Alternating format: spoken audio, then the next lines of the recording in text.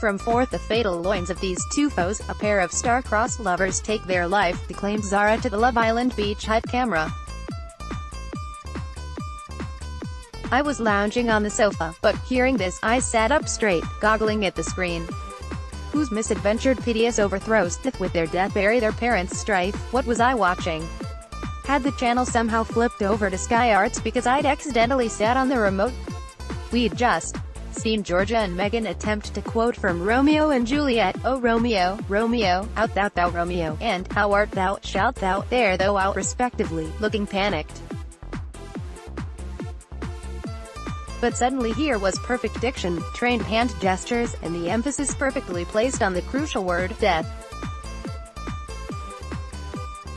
And on finishing, she asked smugly, "Is that good enough?" tossing her hair back at the end, perfectly well aware that she had nailed the challenge. My mouth was still open. Many thoughts were flooding my brain, to wit: 1. She was word perfect. Point 2. This wasn't even an obvious quote from the play, it's the middle part of the prologue. 3. Her accent had suddenly turned much posher. Point 4. That question at the end was quintessential teacher's pet. These secrets from behind the scenes at Love Island will shock you. Love Island. Zara says it's every girl for themselves in the villa. None of this, of course, would have been surprising if Zara had already been prancing around the villa quoting poetry and using long words in a public school accent. But she hadn't. She seemed like just another vapid pretty girl with an estuary accent.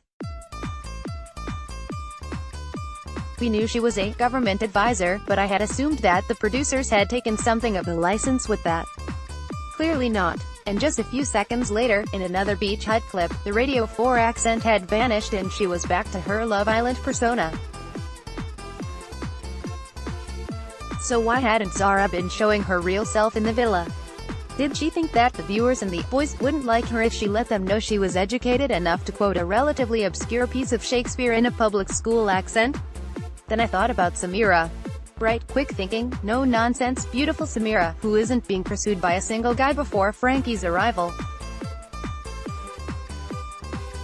Okay, she's terrible at flirting, but the boys who profess to wanting good conversation are dating girls who are better at playing with their hair than stringing a sentence together.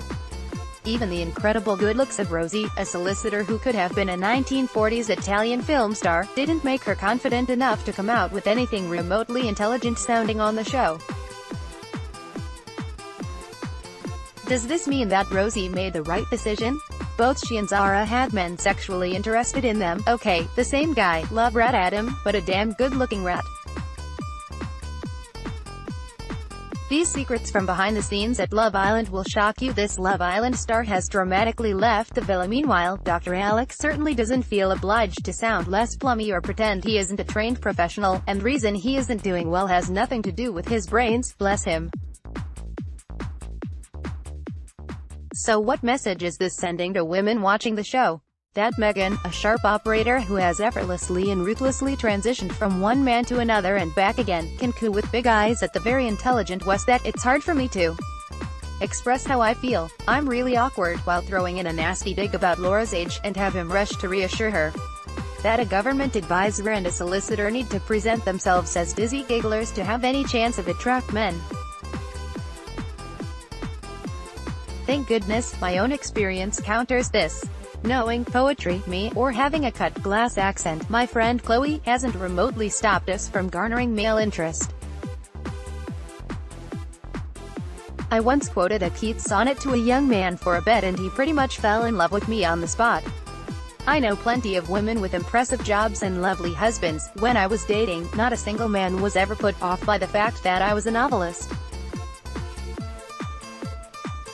I'm proof that whirlwind romances like Caroline Flack's can last the distance. With Josh, or Wes, or Adam, truly mind if their beautiful dates let them know that their brains were as impressive as their bosoms? Or are the girls scared they'll be voted out if they put the former on display, that the public won't like educated females, only educated males? If there's a third possibility, I'd love to hear it.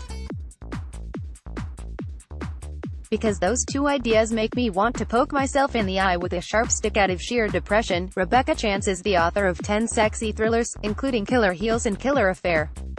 Her latest, Bad Twins, is a W.H. Smith Airport exclusive now for travelers but everywhere from July 26th. You can pre-order it here.